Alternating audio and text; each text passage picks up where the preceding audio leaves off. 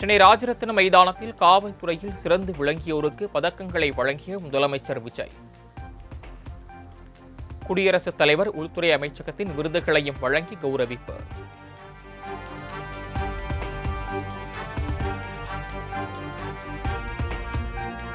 சென்னை எழும்பூர் ராஜரத்தின மைதானத்தில் சிங்கப்பெண் படை உள்ளிட்ட காவல்துறையினரின் மிடுக்கான அணிவகுப்பு.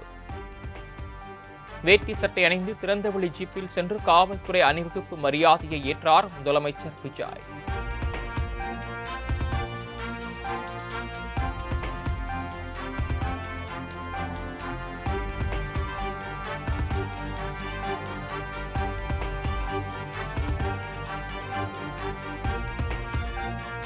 காவல்துறையினருக்கு பதக்கம் வழங்கும் விழாவில் முதலமைச்சர் விஜய் பூங்கொத்து கொண்டு வந்த மோப்பநாய் ராக்கி. கண்கவர் மோப்பநாய்களின் சாகசத்தை கண்டு ரசித்த முதலமைச்சர்.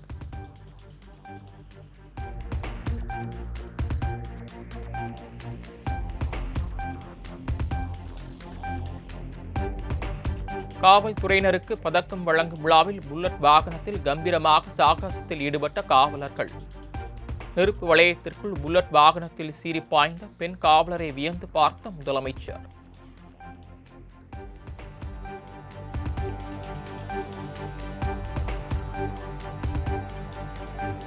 காவல்துறையினருக்கு பதக்கம் வழங்கும் விழாவில் அதிதீவிர கமாண்டோ படையினர் சாகசம். பயங்கரவாதிகளை ஒடுக்குவது போன்று நிகழ்த்திய ஒத்திகையை கண்டு ரசித்த பொதுமக்கள்.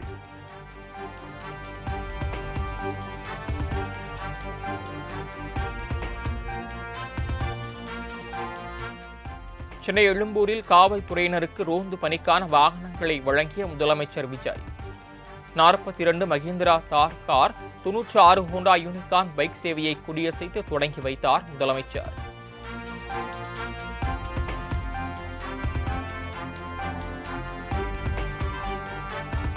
பதற்றமான சூழ்நிலை நிலவுவதால் தற்போதைக்கு தமிழ்நாடு முதலமைச்சர் விஜய் கர்நாடகாவுக்கு வர வேண்டாம். ஆகஸ்ட் 3ஆம் தேதி சந்திப்பதாக இருந்த நிலையில் கர்நாடக முதலமைச்சர் DK சிவக்குமார் வேண்டுகோள்.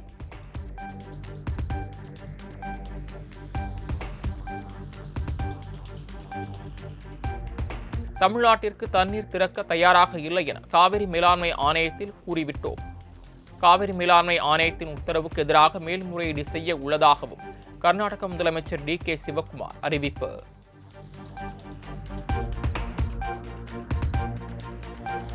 மேகதாது மற்றும் காவிரி நீர் மறுப்பு தொடர்பாக அரசின் நிலைப்பாடு குறித்து ஓரிரு நாட்களில் அறிவிப்பு வெளியாகும். முதலமைச்சரின் கர்நாடக பயணம் குறித்தும் சட்டம் மற்றும் மின்சாரத்துறை அமைச்சர் நிர்மல்குமார் விளக்கம்.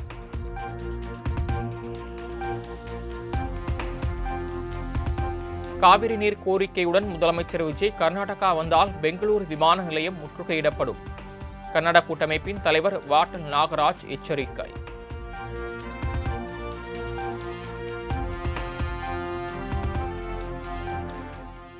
உச்சநீதிமன்றம் தீர்ப்பு வழங்கிய பிறகும் கர்நாடகா காவிரியில் தண்ணீர் திறக்காததால் ஒவ்வொரு ஆண்டும் வாதாடியும் போராடியும் நீர் பெற வேண்டிய சூழல் உள்ளது.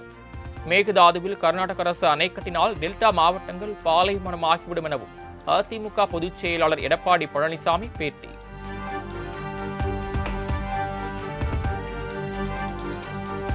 மேகதாது அணை தொடர்பான தாவேக அரசின் தனி தீர்மானத்தை எதிர்த்து அதிமுக வழக்கு தொடர்ந்துள்ளது. கர்நாடகா செல்வதை முதலமைச்சர் விஜய் தவிர்க்க வேண்டும் என அதிமுக பொதுச் செயலாளர் EPS வலியுறுத்தல்.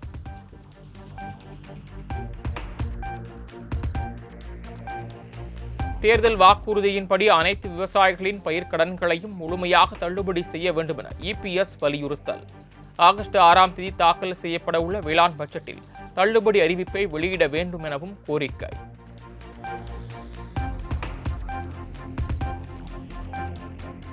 தமிழ்நாட்டிற்கு காவிரி நீரை தரக்கூடாது என வலியுறுத்தி கர்நாடகாவில் பாஜக போராட்டம். முன்னாள் முதலமைச்சர் எடியூரப்பா தலைமையில் KRS அணை அருகே திரண்டு முழக்கம்.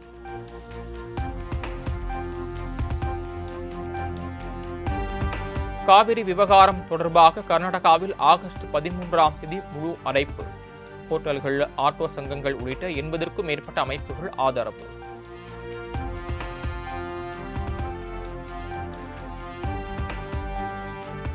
குடிநீர் மற்றும் இதர அத்தியாவசிய பணிகளை மேற்கொள்ள 340 கோடி ரூபாய் நிதி ஒதுக்கீடு. தென்மேற்கு பருவமழை பொழிவு, மாவட்டங்களில் குடிநீர் விநியோகம் மற்றும் வேளாண் பயிர் சாகுபடி நிலை குறித்து ஆய்வு செய்யவும் முதலமைச்சர் விஜய் ஆணை.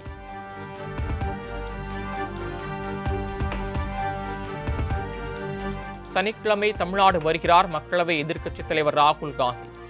10 நாட்களாக நடைபெறும் காங்கிரஸ் பயிற்சி கூட்டத்தின் நிறைவு விழாவில் கலந்து கொள்ள இருப்பதாக தகவல்.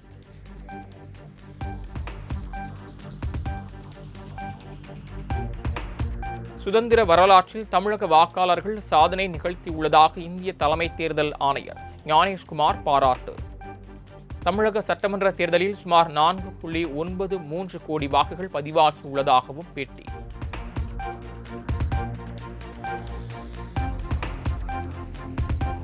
தாவேக ஆட்சி அமைந்ததிலிருந்தே முதலில் மின்வெட்டு பிரச்சினை, தற்போது மின் கட்டணத்தில் பிரச்சினை ஏற்பட்டிருப்பதாக திமுக தலைவர் மு.க. ஸ்டாலின் விமர்சனம். மின் கட்டணத்தில் உள்ள குளறுபடிகளை களைந்து மின் கட்டணம் செலுத்துவதற்கான கால அவகாசத்தை நீட்டிக்குமாறும் வலியுறுத்தல்.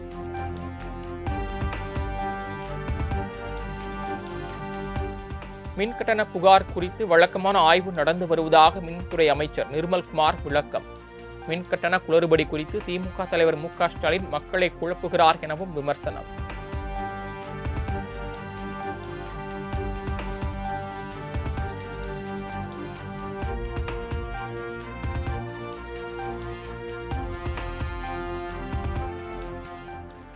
யார் விலகி சென்றாலும் அதிமுகவுக்கு எந்த பாதிப்பும் இல்லை. மாநிலங்களவை அதிமுக எம்பி தம்பிதுரை பேட்டி.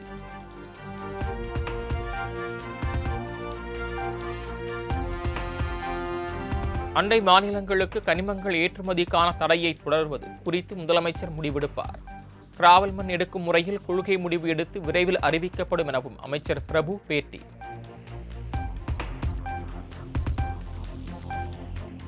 மாநில கல்வியியல் ஆராய்ச்சி பயிற்சி நிறுவன இயக்குநர் லதாவிற்கு பள்ளி கல்வித்துறை இயக்குநராக கூடுதல் பொறுப்பு.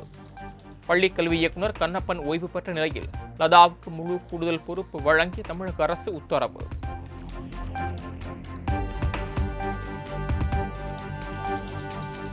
திருச்சி கிழக்கு, கரூர், விராலிமலை, பெருந்துறை, அம்பாசமுத்திரம் தொகுதிகளுக்கு இடைத்தேர்தல் அறிவிக்க விதிக்கப்பட்ட தடை நீட்டிப்பு. தேர்தல் ஆணையத்திற்கு விதித்த தடையை ஆகஸ்ட் 24 வரை நீட்டித்து சென்னை உயர்நீதிமன்றம் உத்தரவு.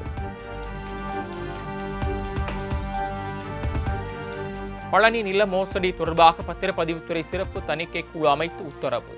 சார் பதிவாளர் ஜஸ்டின் மணிகண்டன் பதவியேற்ற நாள் முதல் தற்காலிக பணி நீக்கம் வரையிலான பதிவு செய்யப்பட்ட அனைத்து ஆவணங்கள் குறித்தும் ஆய்வு செய்ய நடவடிக்கை.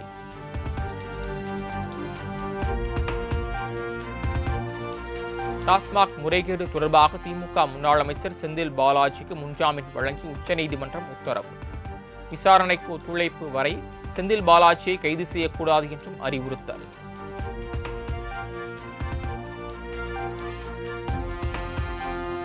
திருவல்லிக்கேணி காவல் நிலையத்தில் ஆஜராவதிலிருந்து 6 நாட்கள் விலக்கு அளிக்க கோரி செந்தில் பாலாஜி மனு. ஆகஸ்ட் 5ஆம் தேதி கண்டிப்பாக காவல் நிலையத்தில் ஆஜராவதாக நீதிமன்றத்தில் உத்தரவாதம்.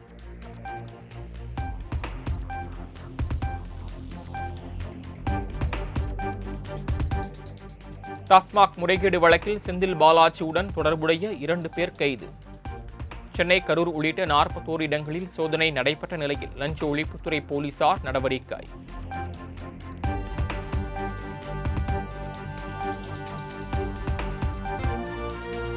திமுக ஆட்சியில் கொண்டுவரப்பட்ட தாயுமானவர் திட்டத்தின் பெயர் விரைவில் மாற்றம். முதலமைச்சர் விஜய் தலைமையிலான தாவேக அரசு திட்டமிட்டு வருவதாக தகவல்.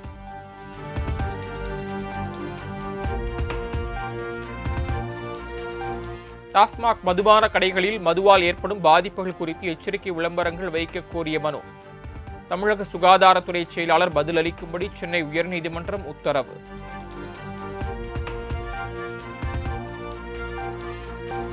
தஞ்சாவூர் மாவட்டம் தளிகை ஐயனார் கோயிலில் 1008 கிடாக்கள் பலியிடப்பட்டு பிரம்மாண்ட விருந்து. ஆண்கள் மட்டுமே பங்கேற்கும் விழாவில் 20,000க்கும் மேற்பட்டோர் கலந்து கொண்டு ருசி பார்த்து மகிழ்ச்சி.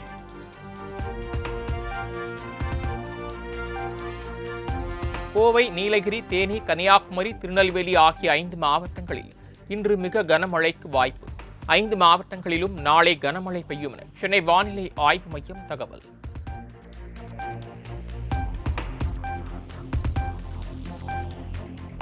புதுக்கோட்டை மற்றும் அதன் சுற்றுவட்டார பகுதிகளில் கொட்டி தீர்த்த கனமழை.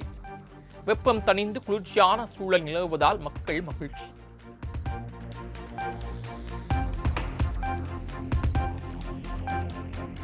புதுச்சேரி முதலமைச்சர் ரங்கசாமியின் 77வது பிறந்த நாளை முன்னிட்டு மாசான சினிமா போஸ்டர்களில் அவர் போஸ் கொடுப்பது போல் பேனர்களை வைத்து அசத்திய ஆதரவாளர்கள். ஜனநாயகன், பாகுபலி, புஷ்பா, சிங்கம் 2 உள்ளிட்ட பல்வேறு படங்களை ரீக்ரியேட் செய்து வைக்கப்பட்ட பேனர்கள் இணையத்தில் வைரல்.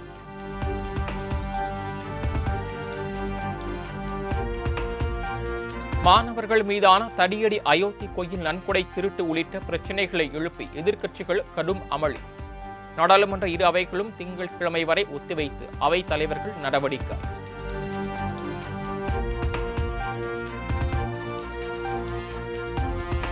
நாடாளுமன்ற வளாகத்தில் காங்கிரஸ் எம்பி பிரியங்கா காந்தி தலைமையில் எதிர்க்கட்சி எம்பிக்கள் போராட்டம்.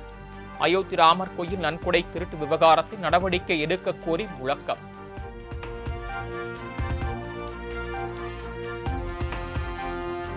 பிரதமர் நரேந்திர மோடியும் உள்துறை அமைச்சர் அமித்ஷாவும் இன்றைய ஜென்சி தலைமுறையினரை மிரட்டி மௌனமாக முடியாது என ராகுல் காந்தி கருத்து.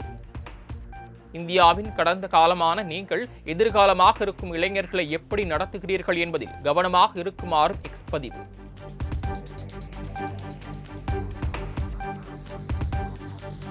வரும் செப்டம்பர் மாதம் இந்தியா வருகிறார் சீன அதிபர் ஜி ஜின்பிங். டெல்லியில் செப்டம்பர் 12, 13 ஆகிய தேதிகளில் நடைபெறும் பிரிக்ஸ் மாநாட்டில் பங்கேற்க உள்ளதாக அறிவிப்பு.